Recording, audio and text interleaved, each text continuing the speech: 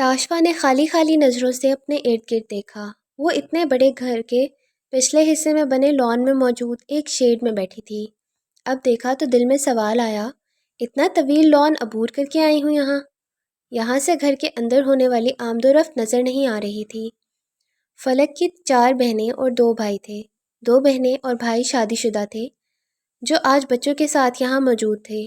یہاں سے دیکھ کر اندازہ ہو رہا تھا گھر کتنے زیادہ رقبے کو گھیرے ہوئے تھا۔ شمیم پھوپھی کو اگر لڑکی پسند آ گئی تو جھٹ منگنی پٹ بیاہ والی بات ہوگی، اور فی الحال ایسا لگ رہا تھا رشتہ ہو ہی جانا ہے۔ ادھر ادھر کی باتیں سوچ کر خود کو بہلانے کی کوشش کی مگر بے سود۔ تو کیا اس لیے پچھلے 2 دن سے رابطہ نہیں کیا؟ اس کے پوچھنے پر دوسری جانب سے فوری جواب آیا، ہاں، اور اب میں سمجھ گیا ہوں، تم ٹھیک کہتی ہو۔ جس رشتے کا کوئی منہ سر ہی نہ ہو اس کا ہونا نہ ہونا ایک برابر ہے۔ آج سے ہمارے راستے الگ ہیں۔ اتنا صاف ستھرا اور اتنا اچانک انکار، تاشفا کو لگا سانس سینے میں ہی کہیں رک گئی ہو۔ جی میں آیا اس کو میسج کرے، تم تو مجھ سے محبت کرتے تھے، مجھے چھوڑ کیسے سکتے ہو؟ کیا تمہاری محبت بغیر وفا کے بانجھ محبت تھی؟ ابھی آخری دفعہ تو اتنی جذباتی باتیں کر رہے تھے، 2 دن لگے تمہیں، تمہاری ساری آئیڈیالوجی ہی بدل گئی۔ میں نے ایک دفعہ کہا ہمیں الگ ہو جانا چاہیے اور تم مان گئے، مجھے قائل کرنے کے بجائے خود ہی ہار مان گئے، یا تم چاہتے ہی یہ تھے؟ فون بند کر کے پاؤچ میں ڈال دیا۔ وہاں بیٹھے بیٹھے 2 گھنٹے گزر گئے۔ شام کا اندھیرا پھیلنا شروع ہو گیا تھا۔ وہ وہاں سے اٹھ کر اندر جانا چاہتی تھی مگر درد زہر بن کر رگ و جاں میں ایسے پھیلا ہوا تھا جیسے اب اس دل سے نکل کر کہیں نہیں جائے گا۔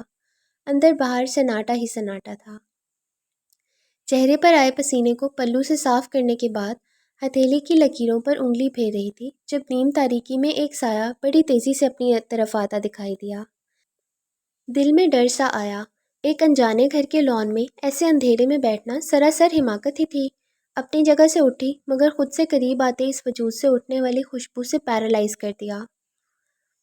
حیرت کے جھٹکے سے نکلنے کی کوشش میں اس کے منہ سے بے اختیار نکلا، آپ یہاں؟ سنجیدہ چہرہ، جذبات کا سمندر لٹاتی گہری سیاہ آنکھیں، سختی سے ایک دوسرے میں پیوست ہونٹ، لمبے لمبے ڈھک پھٹتا اس کے پاس آیا۔ اپنے حدت دیتے ہاتھوں کے پیالے میں تاشفا کا چہرہ بھرا۔ تاشفا نے اسے اپنے ہاتھوں سے دور دھکیلنے کی کوشش کرنی چاہی مگر ناکام رہی۔ تاشفا آپی؟ آواز دور سے آتی سنائی دی۔ تاشفا کو چند پل لگے پہچاننے میں، وہ ڈاکٹر فلک کی چھوٹی بہن کی آواز تھی۔ پھر اماں وٹی کی آواز آئی، تاشی پریشان کر رہی ہو، کدھر ہو؟ میرے بارے میں کبھی ابہام کا شکار نہ ہونا، یہ آج تمہاری کہی گئی باتوں کا جواب دیا ہے۔ مجھ سے دور جانے کا شوق ہے تو پہلے خود کو اتنا مضبوط کرو کہ میری دوری سہ سکو۔ میری زندگی میں صرف تم ہی ایک حقیقت ہو، باقی جو ہے وہ سب سراب ہے، سمجھ آئی؟ تاشفا کی پیشانی اس کے سینے پہ ٹکی تھی، اس کی بند آنکھوں میں نمی تھی۔ گہرے سانس کھینچتے ہوئے وہ اس کی خوشبو کو محسوس کر رہی تھی۔ یہ کیا ہوا؟ جس کے سامنے آنے سے ہی وہ ڈر جاتی تھی، اس وقت اس کی باہوں کی مضبوطی نے تحفظ کا وہ احساس دیا، تاشفا کے دل میں سکون ہی سکون سرایت کرنے لگا۔ قدموں کی چاپ قریب آتی جا رہی تھی۔ وہ اس کی طرح اس کا دامن تھامے سر جھکا کر سینے سے لگی کھڑی تھی۔ آپ کو کیسے پتہ چلا میں یہاں ہوں؟ کیا ہر وقت میرا ہی پیچھا کرتے رہتے ہیں؟ اپنے دل کا پتہ ہوتا ہے وہ کہاں دھڑک رہا ہے، اور اپنی عورت کو نظر میں رکھنا کوئی گناہ تو نہیں ہے۔ تاشفا نے نم آنکھوں سے اوپر دیکھا، وہ کس قدر پاس تھا۔ یہ جو لمحہ ہمارے درمیان آیا ہے ہمارے تعلق کو خیالی دنیا سے حقیقت تک لے آیا ہے، اب اس کے بعد بھی تم مجھے جھٹلانے کی کوشش کرو تو گناہ ہے۔ اس کی نظروں میں تاشفا کے لیے انتہائی نرم تاثر تھا۔ اس نے آخری دفعہ تاشفا کی جانب بڑی دلکش مسکراہٹ پھینکی اور اسے آزاد کرتا ہوا پچھلے دروازے کی جانب غائب ہو گیا۔ ٹرک میں عطا اللہ عیسیٰ خیلوی کی آواز نے سرور باندھا ہوا تھا۔ ڈرائیور عطا اللہ کو سنتے ہوئے اسٹیئرنگ وہیل کو انگلیوں کی مدد سے ڈرم کی طرح بجا رہا تھا۔ آنکھوں میں سرخ ڈورے تھے جیسے سامنے من پسند شراب کا جام پڑا ہو اور اس کو پیے بغیر دیکھ دیکھ کر ہی سرور مل رہا ہو، اور یہ سوچ کر اور بھی مدہوشی چھاتی ہو کہ بن پیے یہ عالم ہے تو جب جام لبوں سے لگاؤں گا تب کیا حالت ہوگی۔ ٹرکوں کے اڈے پر پہنچ کر اس نے اپنے جانے جگر سواری کو بڑی محبت سے پارک کیا، انجن بند کرتا چھلانگ مار کر ٹرک سے اتر آیا۔ جسم سے سستے عطر کی خوشبو اٹھ رہی تھی۔ ڈھیلا ڈھالا شلوار سوٹ، اونچا لمبا قد، بھرا بھرا جسم، ایک نظر دیکھنے پر کوئی اس کو پینڈو ماڈل سمجھتا۔ سر پر بڑی سی ململ کی پگڑی تھی، منہ میں پان چباتے ہوئے کبھی کبھی اپنی رنگلی زبان کو سرخ ہونٹوں پہ مارتا، پھر سٹائل سے مونچھوں کو سیٹ کرتا، تھوڑی تھوڑی دیر بعد لاپرواہی سے پان کی پیک یہاں وہاں پھینکتا۔ ہوٹل والے کو سلام مار کر وہیں بیٹھے ڈرائیوروں کے پاس ٹک گیا، جو اس کے چہرے کو تجسس سے دیکھ رہے تھے۔ مجھے رزاق قریشی سے ملنا ہے، کوئی بتائے گا یہ شہزادہ کہاں پایا جاتا ہے؟ ایک طرف چارپائی پہ موٹا سا بے ڈھنگا شخص پڑا اونگ رہا تھا۔ اس آواز پر اس نے کپڑا اٹھا کر پوچھنے والے کو دیکھا۔ میں ہوں رزاق قریشی، کون ہے جو مجھے پہلے سے نہیں پہچانتا؟ کیا نئے آئے ہو؟ استاد، تمہارے اڈے کے چرچے ادھر میرے کراچی میں بھی بڑے دھوم کے ساتھ بجتے ہیں۔ 10 سال ہو گئے مال کو سارے سندھ میں ڈیلیور کرتے، آج پہلی دفعہ پنجاب کا رخ کیا ہے، وہ بھی صرف تمہارے لیے۔ ہاں، تمہارے اڈے پر پہلی مرتبہ آیا ہوں۔ رزاق قریشی اپنی جگہ سے اٹھا اور اس کی طرف آیا، مصافحہ کرنے کو ہاتھ بڑھایا، جس کو مہمان نے بڑی گرم جوشی سے پکڑا۔ کیا نام ہے؟ سومرو۔ ہاں تو سومرو، کیا چیز مجھ تک لائی ہے؟ سومرو کمینگی سے مسکراتے ہوئے اپنے لال سرخ دانت دکھاتے ہوئے بولا، جناب سنا ہے آپ بڑا سچا مال دیتے ہیں۔ بس اسی کوشش میں یہ خادم ادھر حاضر ہوا ہے۔ رزاق نے بھی کھاٹ کھاٹ کا پانی پیا ہوا تھا، ایسے آسانی سے تو وہ ہاتھ لگنے والی چیز نہ تھا۔ ڈھابے والے کو مخاطب کر کے بولا، اوے چھوٹے، پرونے کے لیے چائے پانی کا انتظام کرو۔ جناب پانی کو چھوڑیں، بس چاہ کی بات کریں۔ مجھے مال چاہیے، کتنا پیسہ لگتا ہے لے لو، پر مال کھرا ہو۔ بات کے اختتام پر اس نے آنکھ ماری۔ رزاق دھیمی آواز میں متنبہ کرتے ہوئے بولا، آج کل اس جگہ کی نگرانی کی جا رہی ہے، اس لیے یوں سر عام بات نہیں ہو سکتی۔ تم کھانا وانا کھاؤ، پھر میں تمہیں اپنے ٹھکانے پر لے چلوں گا، وہاں جا کر بات کرتے ہیں۔ ویسے ایک بات کی سمجھ نہیں آئی، کراچی تو خود بڑا امیر ہے، پھر تم یہاں کیوں آئے ہو؟ وہاں پر بیماریاں عام ہو گئی ہیں، پچھلے کچھ عرصے سے نئی پوننگ نہیں آئی، اور مجھے استعمال شدہ مال سے سخت الرجی ہے، مجھے تازہ مال چاہیے۔ رزاق کی آنکھوں میں چمک اتری، جیسے شکار کو دیکھ کر لومڑی کی آنکھیں چمکتی ہیں۔ اگر تمہیں بھوک پیاس نہیں ہے تو آ جاؤ، تمہیں وہ دوں جس کی ضرورت ہے، پر تمہیں یہاں سے نکل کر میرے ساتھ جانا پڑے گا۔ سومرو فٹ چرپائی سے اٹھا، استاد جہاں لے چلو چلیں گے، کیا میری گاڑی یہاں محفوظ ہے؟ رزاق جانتا تھا ڈرائیور اپنے گھر والوں سے زیادہ اپنی گاڑیوں سے پیار کرتے تھے۔ ہنستے ہوئے بولا، یہ میرا علاقہ ہے، یہاں میری مرضی کے بغیر چڑی بھی پر نہیں مارتی، بے فکر ہو کر آؤ۔ وہاں سے نکل کر وہ دونوں آگے پیچھے چلتے گلیوں سے ہوتے ہوئے اس جگہ آئے، گندے سے ہوٹل جو پورے ملک سے آنے والے ڈرائیوروں کے استعمال میں رہتے تھے، خاص کر ٹرک ڈرائیور دور دراز علاقوں سے ہوتے ہوئے کئی کئی گھنٹوں کی ڈرائیونگ کے بعد کسی بڑے شہر میں پہنچتے تو سکون کی تلاش میں ایسے ہی سستے ہوٹلوں کا رخ کرتے۔ پاکستان کے لیے یہ بات انتہا سے زیادہ شرمناک ہے۔ پاکستان کے 99% ٹرک ڈرائیور اپنے منہ سے اس بات کا اعتراف کرتے ہیں، انہوں نے چھوٹی عمر کے معصوم بچوں کے ساتھ زیادتی کی ہے۔ بہت بڑی تعداد ایسے بچوں کی ہے جو گھر سے بھاگے ہوتے ہیں، جن کے پاس کھانے کو پیسے بھی نہیں ہوتے۔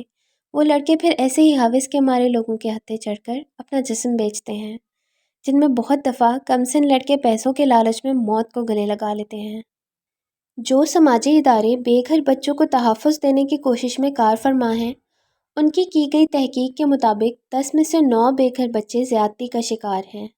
2014 میں بی بی سی کے بننے والی ڈاکیومنٹری میں پشاور کے حوالے سے انتہائی شرمناک بات سامنے آئی تھی کہ پشاور اس جرم میں سب سے آگے ہے، مگر اس وقت پورے ملک میں ایڈز جیسے موذی مرض کو بڑھانے کی وجہ مردوں کا یہی رویہ ہے، چاہے وہ کم سن بچوں کے ساتھ ہو یا بڑی عمر والوں کے ساتھ۔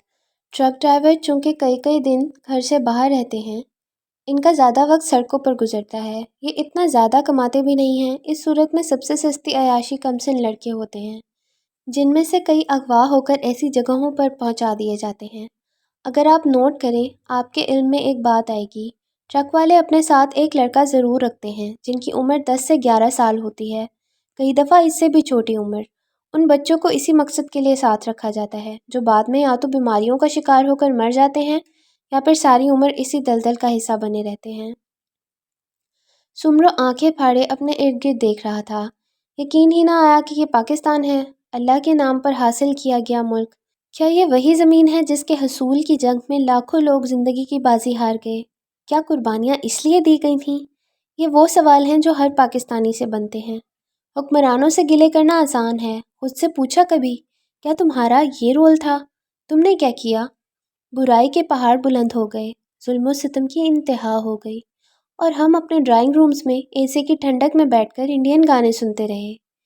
کسی کمرے کا دروازہ نہیں تھا، سمروں کی آنکھیں جو کچھ دیکھ رہی تھیں اس کا جی چاہ رہا تھا اپنی آنکھوں میں جلتا ہوا سریا مار کر آنکھیں پھوڑ دے۔ وہ جن کی زندگی ابھی شروع بھی نہ ہوئی تھی، جنہوں نے سالوں بعد جا کر زندگی کا مفہوم جاننا تھا، اپنی غربت اور بے بسی کی بھینٹ چڑھ کر آنکھوں کی چمک کھو گئے تھے۔ ان کے چہروں پر معصومیت کے بجائے کرختگی نظر آ رہی تھی، جو کسی 80-90 سال کے بزرگ کے چہرے پر بھی نظر نہیں آئے گی، کیونکہ انہوں نے وہ کچھ نہیں دیکھا تھا جو یہ آج کے بچے سہ کر بڑے ہو رہے تھے۔ اگر کتا بھی بھوکا مر گیا تو عمر اپنے رب کو کل کیا جواب دے گا؟ اسی عمر فاروق کے ماننے والے کل عمر کو کیا جواب دیں گے؟ ہمارے سامنے کلمے کی بے حرمتی ہو رہی تھی اور ہم نے کچھ بھی نہ کیا۔ سمروں نے خود سے سوال کیا، کیا یہ پاکستان کی بے حرمتی نہیں ہے؟ پاکستان کے بچے ہی محفوظ نہیں ہیں جنہوں نے سائنس کی دنیا کو فتح کر کے خلاؤں کا سینہ چیر کر نئے جہان دریافت کرنے تھے۔ ان کے ساتھ ہم نے کیا کیا؟ اپنے اندر اٹھتے ابال کو کنٹرول کرنا مشکل ہو گیا۔ اس کا جی چاہا اپنا پسٹل نکال کر یہاں موجود ایک ایک نامرد کی کھوپڑی اڑا دے۔ اس کا دل خراب ہو رہا تھا مگر یہ ممکن نہیں تھا۔ وہ اپنا کام مکمل کیے بغیر اپنا بھیس کھول دیتا۔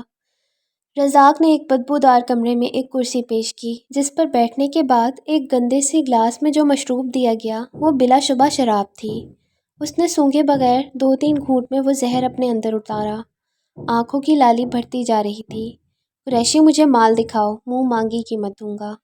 قریشی اس کی بے صبری پر دل کھول کر مسکرایا۔ تم بہت دور سے آئے ہو اس لیے تحفہ بھی خاص ہی لے کر جاؤ گے۔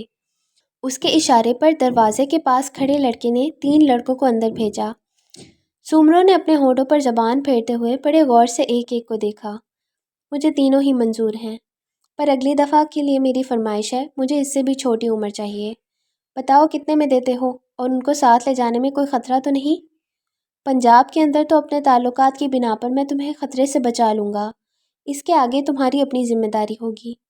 بس پنجاب تک سنبھال لو، سندھ کی پولیس اپنی ہی ہے، دے دلا کر جانے دے گی۔ تم اپنا دام بتاؤ۔ ایک لڑکے کا 50,000 لوں گا۔ یہ تو بہت زیادہ ہے، نہ دینے والی بات کر رہے ہو؟ اس سے کم کہیں سے مل جائیں تو مجھے بھی لا دینا۔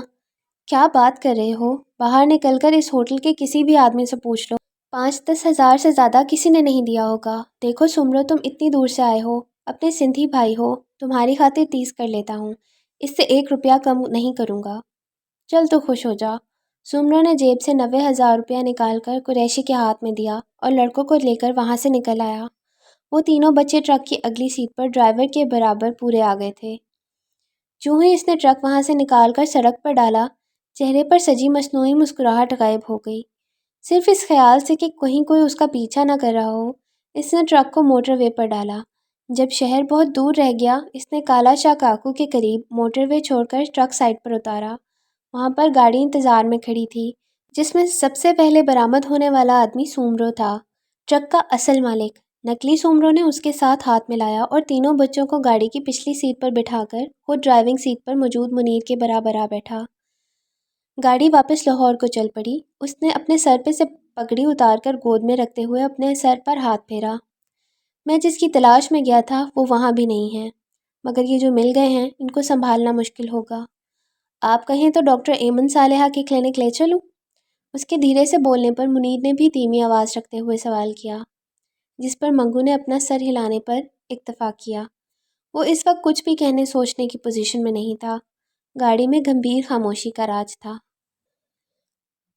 بھائی کیا ہی چاہت کرنے والے لوگ ہیں، سچی مزہ آ گیا ہے۔ ایک پل کو مجھے یہ لوگ غیر ہی نہیں لگے، بڑے اپنے اپنے لگے۔ اماں وٹی کی بات پر شمیم نے آنکھیں گھمائیں اور بولی، دوگلے لوگوں کی یہی نشانی ہے، خوب چاپلوسی کر کے اگلے کو شیشے میں اتارتے ہیں۔ یہی لڑکی کی ماں نے کیا آپ کے ساتھ۔ آئے ہائے بہو، بھلا تمہاری بات کا کیا مطلب ہے؟ مطلب یہ ہے مجھے یہ رشتہ پسند نہیں آیا ہے، اور آپ اس لڑکی کو اور اس کے بھانجے بھتیجوں کو آخر اتنے پیسے کیوں دے کر آئی ہیں؟ مانتی ہوں آپ خود مختار ہیں، اپنے بینک بیلنس میں سے یوں آزادانہ ہو کر رقمیں بانٹتی ہیں، پر معاف کیجیے گا، آج آپ کو یوں حاتم تائی نہیں بننا چاہیے تھا۔ مجھے اپنی ہونے والی بہو دل و جان سے پسند آئی ہے، تو کیوں اس کو کوئی شگن نہ دیتی؟ اتنی پیاری ہے تاشفا، تم نے اس کے دانت دیکھے ہیں؟ ایسے پیارے، ایک لائن میں جیسے موتی پروئے ہوئے ہوں۔ ہاں جی، بہت پیاری ہیں، تاشفا نے فٹ کہا، جس پر شمیم مزید دب گئی۔ تم نے تو اس کو دیکھا ہی نہیں، پھر اس کی خوبصورتی کا الہام ہوا ہے؟ تاشفا نے گڑبڑا کر صفائی دینی چاہی، کیونکہ اسے یاد آیا واقعی لڑکی کو تو دیکھا ہی نہیں، مگر اس سے پہلے ہی فربود بول اٹھا، امی مجھ سے بھی تو پوچھیں۔ لڑکی کے بالوں کے دو شیڈز تھے، گہرا براؤن، اس میں کہیں کہیں بلانڈ لٹیں۔ اس نے میک اپ بہت زیادہ کیا ہوا تھا، ہیل کم از کم 5 انچ کی تو تھی۔ اس کے دائیں ہاتھ کے ناخن نکلی تھے، مگر بائیں ہاتھ والے حقیقی تھے۔ وہ ابھی اور تفصیل بتانے کے موڈ میں لگ رہا تھا جب شمیم نے درمیان میں ٹوک دیا، کیا تم اتنے غور سے اس کا جائزہ لے رہے تھے؟ میرے خیال میں آپ مجھے اسی لیے ساتھ لے کر گئی تھیں، میں لڑکی کو دیکھ لوں، بات چیت کر لوں۔ مجھے لڑکی بڑی پسند آئی ہے، میری پسند کے عین مطابق ہے۔